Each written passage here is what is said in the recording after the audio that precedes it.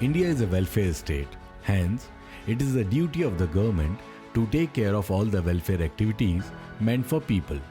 Apart from the government, there are also many stakeholders who contribute to the upliftment of society. Corporates are one of them. To accelerate the work of corporates through the involvement of NPOs and academia, Vishwa Yuva Kendra, in collaboration with Bosch India Foundation, launched a project called Saksham, an initiative to engage, enable and empower. It would be a series of 5 training programs of 2-day duration each. The first module is on the conceptualization of CSR, wherein the concept and regulations were discussed among the participants. Our eminent speaker is Dr. O.P. Goel, Head, Bosch India Foundation.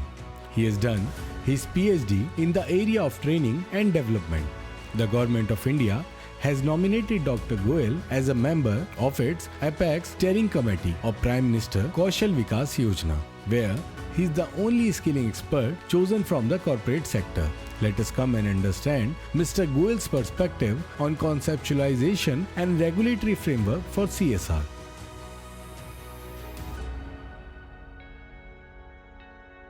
The purpose of this series of workshops, we have designed 5 such workshops and today is the first one.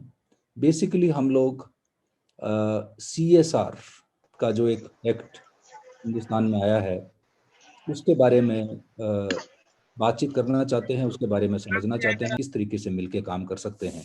ये मकसद है इन 5 workshops में, जहाँ पे हमने different experts को invite किया है जो अपनी अपने डिफरेंट फील्ड में स्पेशलाइजेशंस रखते हैं। अपनी अपनी बात कहने के लिए वो यहाँ पे आएंगे और हमें अपने अपने नज़रियों से, अपने अपने पर्सपेक्टिव से वो लोग आगाह करवाएंगे। ऐसा ये एक प्रयास है इन 5 वर्कशॉप्स के दौरान। सबसे पहली हम बात करेंगे ये CSR के कंसेप्चुअलाइजेशन का, मतलब कि ये सरकार ने बनाया क्यों ये कानून, और अगर कानून बनाया है तो इसका हम सब देख पाएं तो मुझे जरा बताइएगा कि स्क्रीन अगर दिखाई दे रही है तो।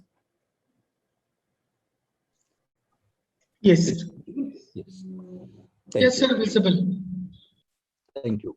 तो इस स्लाइड में आप एक आइसबर्ग को देख रहे हैं और आइसबर्ग जैसा हमें पता है कि वो ऊपर जितना दिखाई देता है उससे ज़्यादा जो है वो नीचे होता है, अंदर जो इनविजिबल पार्ट होता है उसका। CSR का भी कुछ ऐसा ही हाल है। वो अप्रैल 2014 में ये कानून लागू हुआ था, तब से लेके अब तक इसके बारे में बात बहुत सारी होती है, लेकिन हमें ऐसा महसूस होता है कि बहुत सारे लोग सिर्फ ये जो ऊपर वाला जो विजिबल पार्ट है, थोड़ा सा पार्ट, सिर्फ उसको देख पाए हैं और उसके अंदर जो इनविजिबल वाला पार्ट है उसको वो देख नहीं पाए किसी भी वजह से। और हमारा प्रयास यही रहेगा, कम से कम मैं अगले 1 घंटे में ये कोशिश करूँगा कि इसमें से थोड़ा सा पार्ट, आई कांट क्लेम कि वो हम 1 घंटे में सारा का सारा जो इनविजिबल पार्ट है उसको विजिबल कर देंगे, लेकिन उसको एक थोड़ी सी एक झलक के अंदर और क्या क्या हो सकता है, क्या क्या देखा जा सकता है, कैसे हम लोग पार्टिसिपेट कर सकते हैं, उसको हम दिखाने की कोशिश करेंगे। CSR as a law and उसका लैंडस्केप क्या है, इसके बारे में बात करेंगे। उसके इम्प्लीकेशंस क्या हैं डिफरेंट स्टेक होल्डर्स के लिए, चाहे वो कॉरपोरेट्स हैं, चाहे वो NGOs हैं, चाहे वो अकेडमिया हैं। और इम्प्लीकेशन का मतलब यही है कि उसकी अपॉर्चुनिटीज़ क्या बनती है हमारे लिए और उसके लिए चैलेंजेस क्या बनते हैं। कॉर्पोरेट सोशल रिस्पॉन्सिबिलिटी, ये हिंदुस्तान पहला एक ऐसा कंट्री बना जहाँ पे इस प्रकार का एक कानून बनाया गया है। अभी तक दूसरे किसी कंट्री में इस प्रकार का कानून कम से कम तब तक नहीं बना था। उसके बाद कुछ कंट्रीज़ में इसके बारे में बातचीत शुरू हुई है, शायद एक आध कंट्री ने उसको लेजिस्लेट करने की कोशिश भी की है, लेकिन इतने सालों से ये सोशल रिस्पॉन्सिबिलिटी का काम किया जा रहा था, फिलैंथ्रोपी का काम किया जा रहा था। ऐसा नहीं है कि लोग जिनके पास पैसा था, चाहे वो कॉर्पोरेट वाले, चाहे वो इंडिविजुअल, वो पैसा नहीं दे रहे थे या वो पैसा समाज सेवा में नहीं लगा रहे थे, वो रहे थे। अगर कॉर्पोरेट से 2% उनका जो प्रॉफिट है उसका पैसा अगर लेने की होती तो हमारे लिए बहुत आसान था 30% जो कॉर्पोरेट टैक्स है उसको हम 32% कर देते, अगर 35% है तो उसको 37% कर देते, तो वो पैसा हमारे पास आ जाता, सरकार के पास ऑलरेडी पैसा आ ही रहा है। तो ये CSR का एक्ट बनाने की, इसको लॉ के तौर में देश में लेके आने की सरकार की जो इंटेंशन थी वो ये नहीं थी कि ये कंपनियों से, कॉर्पोरेट वालों से उनके प्रॉफिट का 2% पैसा ले लिया जाए, कि ये पैसा वो कॉर्पोरेट वाले लोग ही खर्च करें। और उसका कारण जो हमें बताया गया था वो ये था कि ऐसा माना जाता है कि कॉर्पोरेट वाले लोग अपनी मैनेजरियल स्किल्स को, अपने एम्प्लॉयज़ को एंगेज करके, उनके पास जो दूसरी और जो स्ट्रेंथ हैं, उनकी जो विशेषताएं हैं, उनको प्रयोग करके अगर इस प्रॉफिट को 2% ऑफ द प्रॉफिट अगर उनके पास रहेगा और उसको वहाँ से अगर वो खर्च करेंगे तो देश को ज़्यादा लाभ मिलेगा, बजाय इसके कि ये पैसा सरकारी खजाने में एक एडिशनल टैक्स के तौर पे आ जाए। तो ऐसा बैकग्राउंड बताया गया था। बहुत ज़्यादा मैं फिलंथ्रॉपी की गहराई में नहीं जाना चाहता हूँ इस सेशन में। तो जैसा कि पहले बताया गया, ये कानून जो है वो 1 अप्रैल 2014 से लागू हुआ था। तो तब से लेके अब तक ऐसा माना जाता है कि करीब 70 से 90 हज़ार करोड़ रुपए CSR के तौर पे इस देश में खर्च किए गए हैं। बहुत जल्दी हम शायद 1 लाख करोड़ का मार्क टच करने वाले हैं। इसमें ये चीज़ ध्यान देने वाली है कि ये पैसा किस किस काम के लिए खर्च किया जा सकता है। हम सब लोग यूनाइटेड नेशंस के जो सस्टेनेबल डेवलपमेंट गोल्स हैं उनसे वाकिफ़ हैं। ये स्लाइड के राइट हैंड साइड में आप नीचे देख रहे हैं 17 SDGs हैं जो यूनाइटेड नेशन ने वर्ल्ड में डेवलपमेंट करने के लिए बनाए हुए हैं, और उनमें से कई सारे जो गोल्स हैं वो गवर्नमेंट ऑफ इंडिया ने अडॉप्ट किए हुए हैं। इसके लिए भारत में नीति आयोग एक संस्था है जो आप सब लोग जानते हैं, पहले जिसको प्लानिंग कमीशन कहते थे, उनकी वो जिम्मेवारी है कि हर एक गोल की गहराई में जाया जाए और उसके लिए हम एक देश के तौर पे किस तरीके से तरक्की कर रहे हैं उसको ट्रैक किया जाए, उसके लिए स्ट्रेटजीज बनाई जाएं, उसके लिए एक्शन प्लान्स बनाए जाएं, और उसके लिए सरकारी धन भी उसमें किस तरीके से कैसे खर्च किया जाए उसके बारे में भी वो जो नीति आयोग है वो देश को, गवर्नमेंट ऑफ इंडिया को, प्राइम मिनिस्टर को सुझाव देते हैं और उसके हिसाब से वहाँ पे डिसीजंस होते हैं। तो इन्हीं सस्टेनेबल डेवलपमेंट गोल्स को ध्यान में रखते हुए ये जब CSR एक्ट बनाया गया था, उस एक्ट के साथ एक शीट जोड़ी गई थी। उस शीट का नाम था शेड्यूल 7। वो शेड्यूल 7 में वो सब चीज़ें लिखी गई हैं जहाँ जहाँ पे सरकार चाहती है कि ये CSR का पैसा खर्च किया जाए। इसमें अगर आप देखें, ये सस्टेनेबल डेवलपमेंट गोल्स में हेल्थ की बात कही गई है। हालांकि अगर नंबर 1 और नंबर 2 को देखेंगे तो वो काफ़ी जेनेरिक है। नो पॉवर्टी की बात की गई है, जीरो हंगर की बात की गई है, goal number 1 and goal number 2। Goal number 3 में हेल्थ की बात है, गोल नंबर 4 में एजुकेशन की बात है, गोल नंबर 5 में जेंडर इक्वलिटी की बात है। तो इस तरीके से सरकार ने जो नीति, जो ये शेड्यूल 7 बनाया है, उसमें यहाँ से जो की पॉइंट्स हैं जो जो हिंदुस्तान के लिए ज़्यादा रेलिवेंट हैं स्टेज पे, उनको पिक करके वो शेड्यूल 7 बनाया गया है, और उनके लिए ही वो पैसा कॉरपोरेट्स के द्वारा खर्च किया जाना चाहिए, ऐसा गवर्नमेंट चाहती है। इसमें जहाँ तक जिम्मेवारी की बात है, ये एक सिर्फ CSR डिपार्टमेंट जो है कंपनियों का, उसके ऊपर छोड़ने की सरकार की मंशा नहीं थी।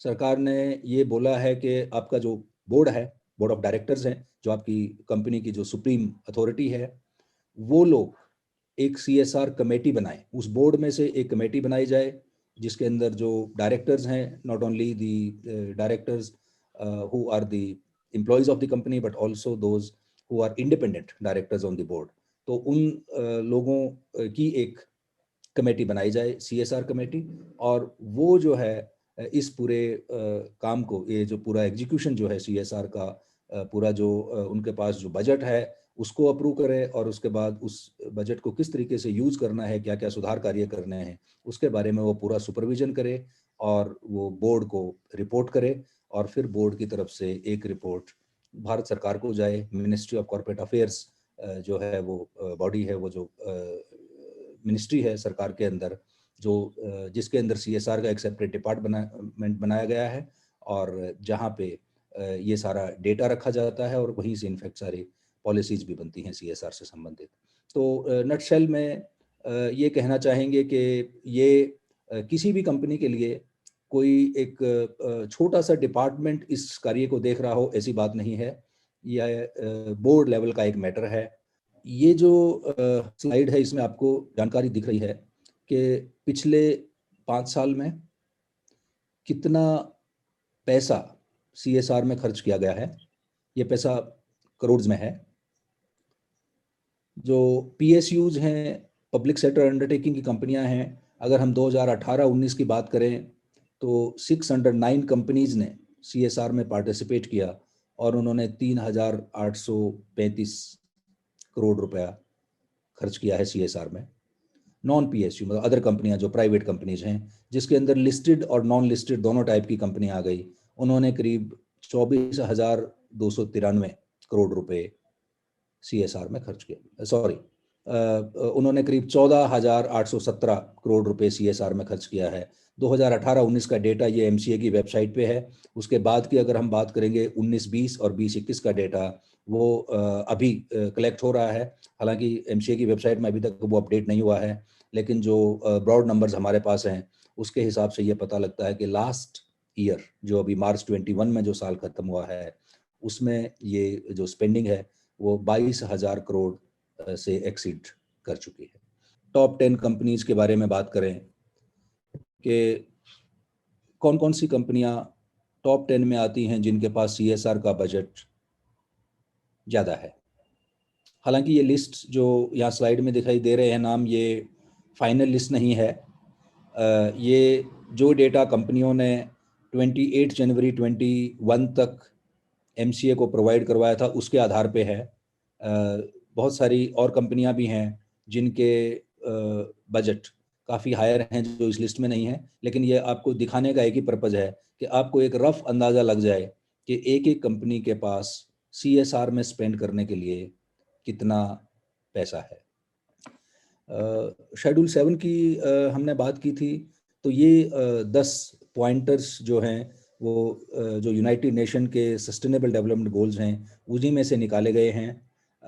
Eradication of extreme hunger and poverty, sanitation and health, promotion of education, special education and vocational training. वो थोड़ा सा उसको वो रीक्लबिंग कर दिया गया है। वहाँ पे जो 17 सस्टेनेबल डेवलपमेंट गोल हैं उनको यहाँ पे 10 में क्लब कर दिया गया है। जैसे एजुकेशन और वोकेशनल ट्रेनिंग, स्किल डेवलपमेंट या एम्प्लॉयमेंट को जोड़ दिया गया है। हंगर, पॉवर्टी और हेल्थ को यहाँ पे इकट्ठा कर दिया गया है, वहाँ पे थोड़ा अलग अलग है। इस तरीके से ये 10 डिफरेंट फोकस एरियाज शेड्यूल 7 में बनाए गए हैं जहाँ पे वो CSR का पैसा सरकार चाहती है कि खर्च किया जाना चाहिए। अभी अगर हम बात करें कि ये जो पैसा पिछले साल करीब 22,000 करोड़ रुपए खर्च हुआ है, एजुकेशन में करीब 5,717 करोड़ रुपए खर्च हुए। एक साल का है ये 2020 और 21 का जो स्पेंडिंग है CSR का, वहाँ से डेटा लिया है। हेल्थ केयर में 3,216 करोड़, रूरल डेवलपमेंट में 2,308 करोड़, नंबर आप देख सकते हैं स्क्रीन के ऊपर, वोकेशनल ट्रेनिंग में 758 करोड़। तो इतना पैसा ये कंपनियां इन डिफरेंट हेड्स के अंदर में खर्च कर रही हैं एक साल के अंदर। तो इससे मेरे ख्याल से हम सब लोगों को ये तो यकीन हो जाना चाहिए कि जो NGOs ठीक तरीके से समाज सेवा का काम करने चाहती हैं, जो अपने आप को एक अपने लोकल एरिया में समाज सेवी का एक्सपर्टीज़ के तौर पे जो तैयार करना चाहती हैं और इस CSR के जो इतना बड़ा ये जो काम चल रहा है इसके अंदर वो पार्टिसिपेट करना चाहती हैं, कम से कम उनके पास पैसे की कमी नहीं है। अगर हम स्टेट वाइज थोड़ा डेटा देखें तो महाराष्ट्र के अंदर एक साल में 2,846 करोड़ रुपए खर्च हुए हैं। कर्नाटका के अंदर 1,223 करोड़ रुपए खर्च हुए हैं। तमिलनाडु के अंदर 823 करोड़ रुपए खर्च हुए हैं। गुजरात के अंदर 1,059 करोड़ रुपए खर्च हुए। तो ये कुछ स्टेट का डेटा यहाँ पे दिया गया है। पूरी की पूरी list each and every state की स्पेंडिंग की, और जो इससे पहले वाली स्लाइड में भी आपने देखा, ऑल जो 10 थेमेटिक एरियाज हैं उनके अंदर जो पैसा खर्च किया गया है उसकी पूरी की पूरी लिस्ट वो अवेलेबल है।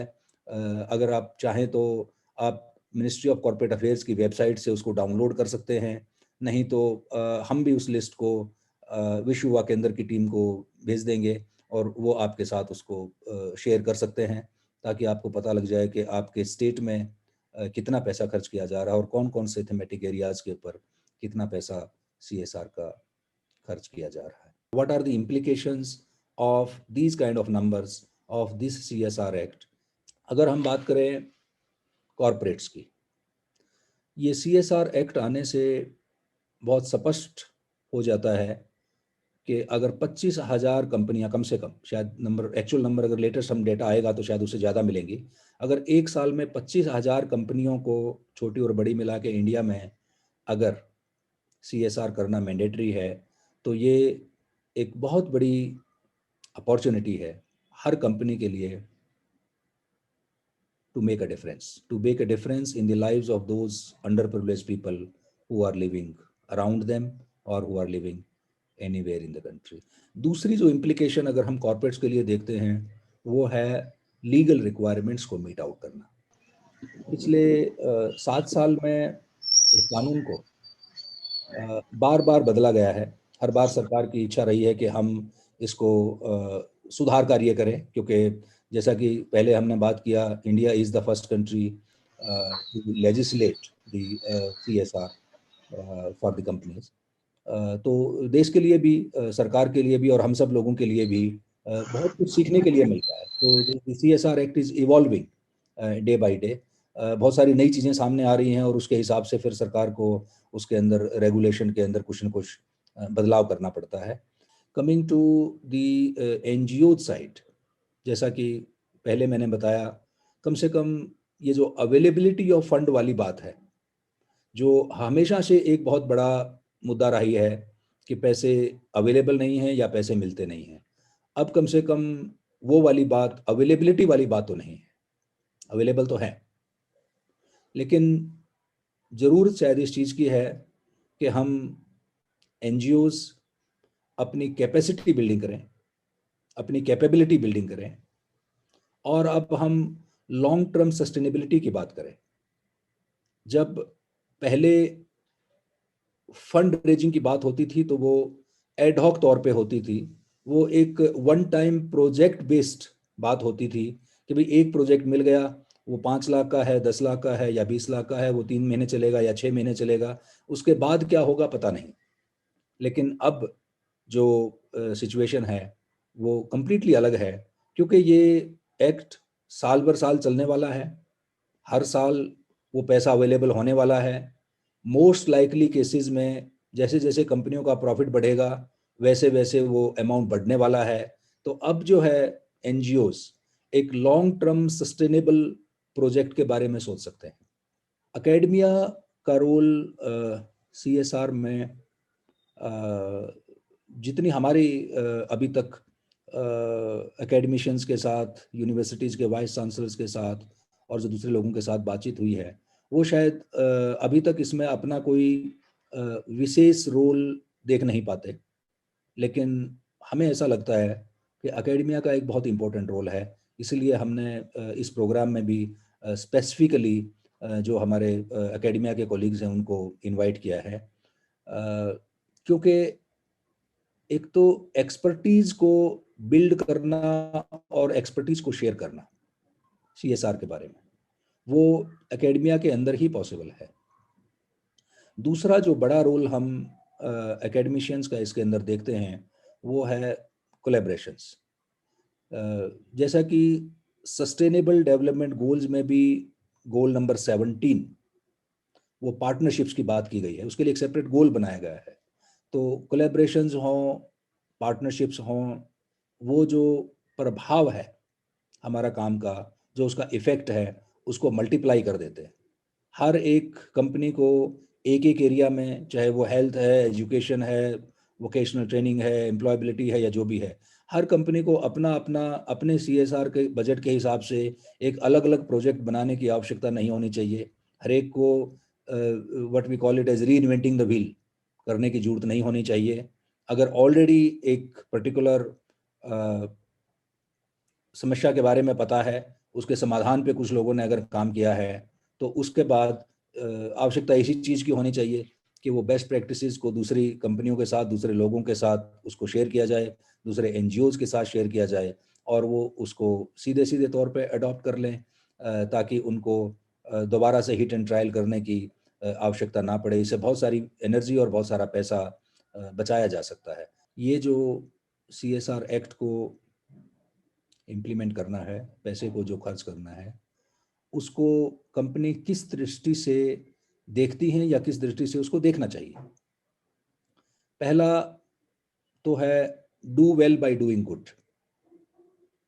ऐसा माना जाता है कि अच्छी कंपनियां जिनके मॉरल स्टैंडर्ड्स हाई हैं, जो एथिक वे में बिजनेस करना चाहती हैं, वो इस चीज़ में विश्वास करती हैं कि अगर हम ठीक तरीके से बिजनेस करेंगे, समाज की सेवा करेंगे, जो पैसा हमारे साथ हमारे को जो मिल रहा है उससे वापस सोसाइटी की तरफ लगाएंगे, तो हमको एक संतुष्टि होगी और उससे हमारा बिजनेस भी बढ़ेगा।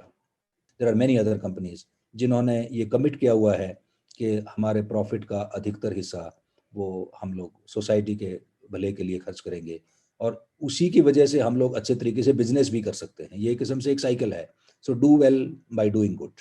ऐसा माना जाता है कि अपने एम्प्लॉयज़ को अगर कंपनियां इंगेज करना चाहती हैं, तो सीएसआर की वॉलंटियरिंग से ज़्यादा और कोई बढ़िया तरीका नहीं है।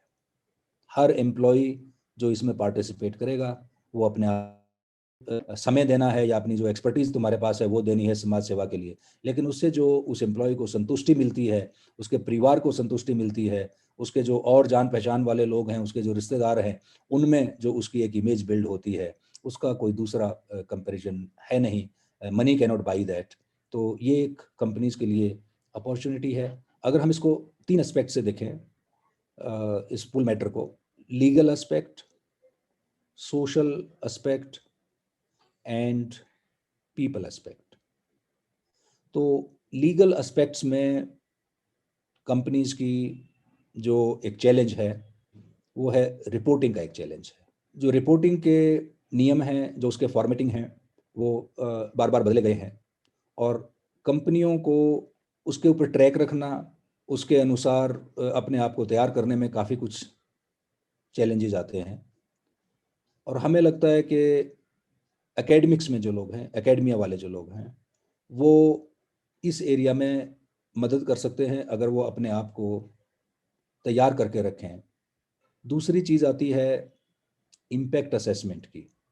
अब लेटेस्ट जो रूल है उसने ये ज़रूरी कर दिया है कि हर वो प्रोजेक्ट जिसके ऊपर कंपनी ने 1 साल में 1 करोड़ रुपए या उससे ज़्यादा खर्च किया है और वो प्रोजेक्ट जो 1 साल से ज़्यादा पुराना है, उस प्रोजेक्ट का इम्पैक्ट असेसमेंट भी किया जाना चाहिए और वो इम्पैक्ट असेसमेंट थर्ड पार्टी को करना है। तो selection of focus areas is something where the corporate needs help. देखिए, कॉर्पोरेट में जो काम करने वाले लोग हैं उनको बिजनेस अच्छे से समझ में आता है, लेकिन समाज की क्या क्या आवश्यकताएं हैं उसकी जानकारी एनजीओ को ज़्यादा होनी चाहिए या हो सकता है कुछ हद तक एकेडमिया के लोगों को हो। कॉर्पोरेट में उसकी जानकारी कम से कम होने की उम्मीद की जाती है क्योंकि उस कंपनी का बिजनेस कुछ और है। The social development is not their business, but they want to do, they want to learn, they want to do. दूसरा जो चैलेंज मैं अपने एक्सपीरियंस से भी बता सकता हूँ और मेरे 2 दूसरे साथी हैं जो डिफरेंट कंपनीज में सीएसआर को या फाउंडेशंस को हेड करते हैं, वहाँ पे जो दूसरा चैलेंज देखा गया है वो है पार्टनर्स के सिलेक्शन का और प्रोजेक्ट मैनेजमेंट का। इस देश में करीब 3 मिलियन एनजीओज हैं ऐसा बताया गया है। 30 लाख एनजीओज हैं, लेकिन अगर हमें अच्छे क्वालिटी की एनजीओ जो कॉम्पिटेंट हो, जिसके एथिकल स्टैंडर्ड्स हाई हों, जिसके अंदर मॉरलिटी की उम्मीद की जा सकती हो, ऐसी एनजीओ अगर हमें टॉप 100 भी ढूंढनी पड़े तो मेरे ख्याल से बड़ा मुश्किल है। तो 30 लाख एनजीओ में से टॉप 100 एनजीओ भी इस तरीके से नहीं मिल पा रही है करंट सिचुएशन में, जिनके ऊपर हम लोग ब्लाइंडली विश्वास करके ये कह दें कि ठीक है जी, आपका कुछ चेक करने की जरूरत नहीं है और आपको हम सीधा सीधा प्रोजेक्ट देते हैं। सबसे पहली बात तो ये है कि गवर्नमेंट ने ये कंपलसरी कर दिया है कि हर वो एनजीओ जो सीएसआर के प्रोजेक्ट लेना चाहती है, वो अपने आप को पहले मिनिस्ट्री ऑफ कॉर्पोरेट अफेयर्स की वेबसाइट के ऊपर रजिस्टर करवा के एक सर्टिफिकेट ले, वहाँ से उसको एक नंबर भी मिलता है। तो जो एनजीओज इस प्रोग्राम में हैं आज, अगर आपने अपनी एनजीओ को एमसीए की वेबसाइट पे रजिस्टर नहीं करवाया हुआ है as an CSR implementation partner, तो वो आपको सबसे पहले करना चाहिए। बहुत ही सिंपल फॉर्म है, वो फॉर्म आप भर देंगे तो वो ऑनलाइन ही आपको उसका सर्टिफिकेट भी मिल जाता है। दूसरी चीज जो है, वो आपको सीएसआर के रूल्स समझने चाहिए। सीएसआर के रूल बहुत बार चेंज हुए हैं बीच बीच में, लेकिन वो उसकी पूरी की पूरी जानकारी आपको होनी चाहिए। आपको अपने यहाँ पे कैपेसिटी और कैपेबिलिटी बिल्ड करनी चाहिए अपनी अपनी अपनी एनजीओज के अंदर। अगर आप और उसमें एक स्टेप आगे लेना चाहते हैं तो आप डिफरेंट कंपनीज में किस तरीके से सीएसआर किया जा रहा है या पिछले सालों में उन्होंने किस तरीके से क्या क्या काम किया है, उसकी अगर बेस्ट प्रैक्टिसेस को फाइंड आउट कर लें, तो जब भी आप किसी कंपनी में जाएंगे प्रपोजल लेके बात करने के लिए और उनको बताएंगे देखिए हेल्थ के एरिया में वहाँ पे बढ़िया काम हुआ है, उस कंपनी ने इतना काम किया है, उतने इतने कम पैसे में इतने ज़्यादा लोगों का भला किया है या फ़ायदा पहुँचाया है, या एजुकेशन में इन्होंने बढ़िया काम किया है, या एम्प्लॉयबिलिटी स्किल में इतना काम किया। अगर उस टाइप की आप केस स्टडीज़ को लेके वहाँ पे अगर जाते हैं, तो वो पॉसिबिलिटी है कि वो कॉर्पोरेट वाले आपकी बात को ज़्यादा इंपॉर्टेंस देंगे, ज़्यादा ध्यान से सुनेंगे। तो अगर आपको लीडरशिप डोमेन में जाना है एनजीओज को, तो उसके लिए हमें ऐसा लगता है कि ब्रॉडली ये 6 डिफरेंट एरियाज हैं, लेकिन आप चूज कर लें ये 6 में से आप फर्स्ट कौन सा पिक करना चाहते हैं, सेकंड कौन सा पिक करना चाहते हैं, थर्ड कौन सा। एक तो आप प्रोजेक्ट्स के सिलेक्शन में एक्सपर्टीज हासिल कर सकते हैं और कॉर्पोरेट्स की मदद कर सकते हैं, क्योंकि कंपनी वालों को नहीं पता कि इस सोसाइटी में किस किस प्रकार की समस्याएं हैं लोगों के पास और उनका किस प्रकार का पॉसिबल समाधान हो सकता है। ये जानकारी आपके पास ही होनी चाहिए, और जिसके पास ये जानकारी होगी वही जो है वो प्रोजेक्ट सिलेक्शन में कॉर्पोरेट्स की मदद कर सकता है। प्रोजेक्ट मैनेजमेंट का एक बहुत बड़ा रोल है इसके अंदर, क्योंकि 25,000 से ज़्यादा कंपनियों की हम बात कर रहे हैं। लार्ज कंपनीज के पास सीएसआर में अपनी खुद की प्रोजेक्ट मैनेजमेंट टीम्स हो सकती हैं, लेकिन बहुत सारी कंपनियां हैं। अगर हम 5 करोड़ रुपए के सीएसआर बजट की बात करें एक साल में, 5 करोड़ रुपए जिस कंपनी का प्रॉफिट है, तो उसका 2% जो है वो 10 लाख रुपए बनता है, 1 मिलियन। अब 10 लाख रुपए जिस कंपनी को खर्च करने हैं एक साल में सीएसआर पे, उनके पास प्रोजेक्ट मैनेजमेंट की सीएसआर के लिए अलग से कोई टीम नहीं होगी। तो इस प्रकार की जो कंपनियां हैं जिनके थोड़े से रिलेटिवली लोअर बजट्स हैं, उन कंपनियों को आप अगर ये प्रोजेक्ट मैनेजमेंट की भी अपनी जो सुविधा आपके पास आपने जो क्रिएट की हुई है, नहीं की है तो करनी चाहिए, अगर वो अगर एक्सटेंड कर देंगे तो उनको काफ़ी कंफर्टेबल लगेगा, क्योंकि उनको फिर उसके लिए रिसोर्सेज अपने इंटरनल क्रिएट नहीं करने पड़ेंगे। Collaboration and knowledge partnerships are other 2 areas. जो मैंने पहले बताया था कि एकेडमिया इसमें एक इम्पोर्टेंट रोल अदा कर सकता है कोलैबोरेशन में। इसी तरीके से एनजीओज भी अपने लेवल पे कोलैबोरेशन को प्रमोट कर सकते हैं, चाहे वो academia plus NGOs plus government plus corporate, क्योंकि गवर्नमेंट के पास भी जैसा कि हम सब लोगों को पता है काफ़ी सारा पैसा होता है इन सेम टाइप के जो 10 फोकस्ड एरिया जो शेड्यूल 7 एक्टिविटीज हैं इनके ऊपर खर्च करने के लिए।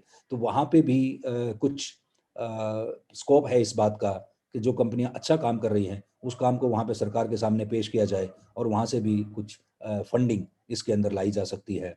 तो इस टाइप के कोलैबोरेशन के लिए भी आप एनजीओज अपने आप को तैयार कर सकते हैं। एकेडमिया के जो हमारे साथी आज इस प्रोग्राम में हैं, उनको विशेष तौर पे मैं ये कहना चाहता हूँ कि जिस तरीके से एकेडमिया ने अभी तक सीएसआर में अपना रोल देखा है, शायद उससे ज़्यादा उनको और आगे बढ़ने की आवश्यकता है। 3 मेजर एरियाज में मैं समझता हूँ वो पार्टिसिपेट कर सकते हैं। एक तो पीपल डेवलपमेंट में skilling and reskilling of the existing staff. Academia is best placed, universities colleges ही इस काम को बहुत कर सकते हैं, क्योंकि कंपनियां इतनी ज़्यादा हैं, 25,000 से ज़्यादा कंपनियां अगर CSR में पार्टिसिपेट कर रही है तो उनका स्टाफ भी बहुत सारा होगा। यूनिवर्सिटीज़ और कॉलेजेस इसमें बहुत एक्टिवली पार्टिसिपेट कर सकते हैं क्योंकि स्कोप बहुत ज़्यादा है। Introduce CSR courses including entrepreneurships. तो अभी तक जो मास्टर ऑफ सोशल वर्क की पढ़ाई यूनिवर्सिटीज़ में कॉलेजेस में जो की जाती थी, वो CSR एक्ट आने से पहले जो करिकुलम था उसमें फोकस यही था कि ये जो लोग यहाँ पे पढ़ रहे हैं MSW करने के बाद they will possibly go and work with some of the NGOs।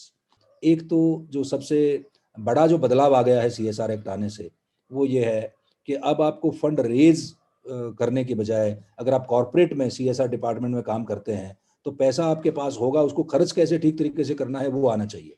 तो आपको करिकुलम के अंदर वो बदलाव करना पड़ेगा, उनको वो वाले स्किल सिखाने पड़ेंगे अभी, how to evaluate the right NGO, how to use the fund, how to evaluate correct proposal of the project and things like that.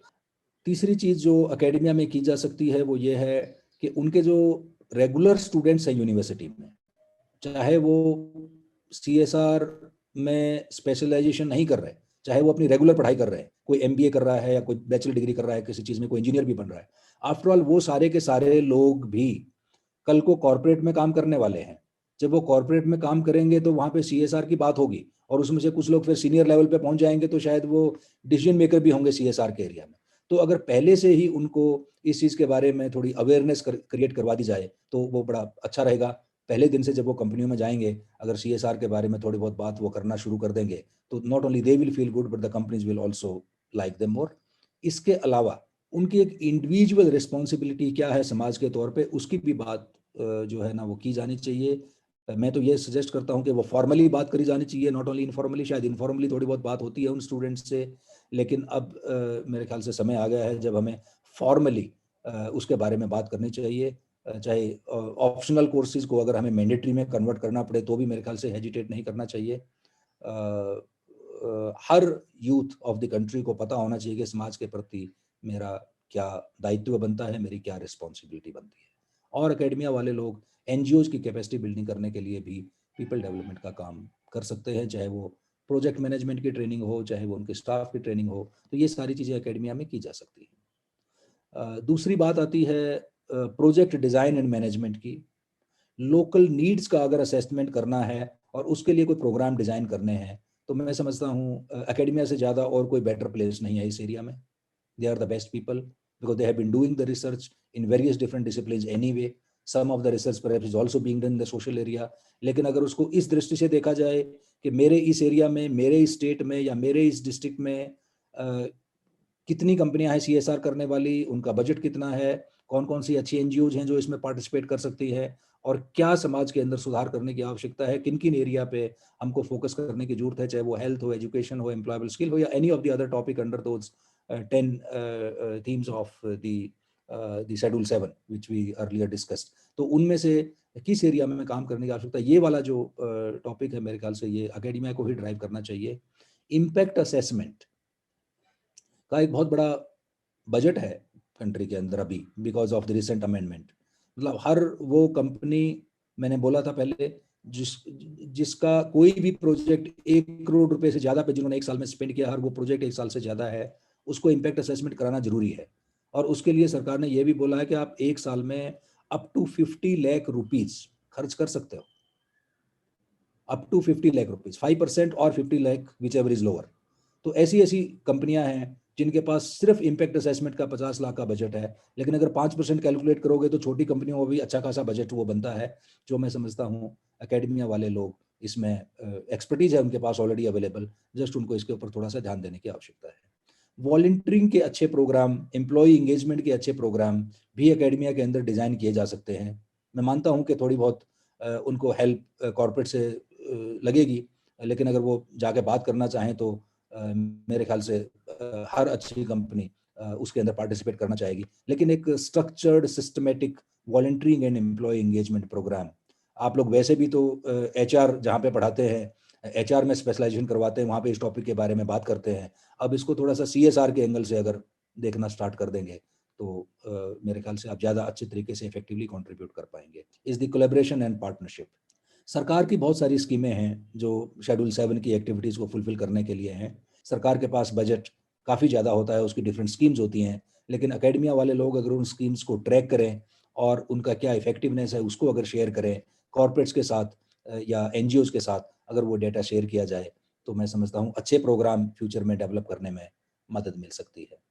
इस सीएसआर के रूल्स जो है वो बार-बार चेंज हो रहे हैं और हर कंपनी को इसमें किसी न किसी प्रकार के एडिशनल एफर्ट्स लगाने पड़ते हैं ये सीएसआर रूल्स को ट्रैक करने के लिए, और कई बार तो वो थोड़े से ड्रास्टिक चेंजेस भी हो जाते हैं। Document and publish CSR best practices. मैं पहले बात कर रहा था कि एनजीओज को सीएसआर की बेस्ट प्रैक्टिसेस की बात करनी चाहिए जब वो कॉर्पोरेट में अपना प्रोजेक्ट प्रपोजल लेके जाते हैं, लेकिन वो डॉक्यूमेंट करने का काम एकेडमिया में ज़्यादा अच्छा किया जा सकता है। तो आप उसमें कोई छोटे लेवल पे रिसर्च कीजिए, आपके स्टूडेंट हैं, आपके पीएचडी के स्कॉलर्स हैं, वो इसमें बहुत सारा काम कर सकते हैं। जो सीएसआर की बेस्ट प्रैक्टिसेस आपके एरिया की, उनको फाइंड आउट करें और फिर उनको पब्लिश करें। The most important is that you can build your universities or your colleges as the collaboration hubs where all the stakeholders, चाहे वो एनजीओ वाले लोग हों, कॉर्पोरेट वाले हों, गवर्नमेंट वाले हों, या और भी इवन सोसाइटी के भी लोग हों, जो आपकी क्रेडिबिलिटी की वजह से आपके ऊपर विश्वास करें, आपके पास आके कोलैबोरेशन की बात करें, आपसे ऑनेस्टली और इंडिपेंडेंटली, विदा किसी फियर के, बिना किसी चीज़ों को छुपाने के, इन अ ट्रांसपेरेंट वे अपने अपने टॉपिक्स के बारे में डिस्कशन कर सकें और आप वहाँ पे कोलैबोरेशन हब के तौर पे उस मैटर को अगर ड्राइव करेंगे तो मुझे लगता है समाज की बहुत बड़ी सेवा आप कर पाएंगे। So thank you. Thanks for watching. For more updates, please subscribe to our official YouTube channel and follow us here.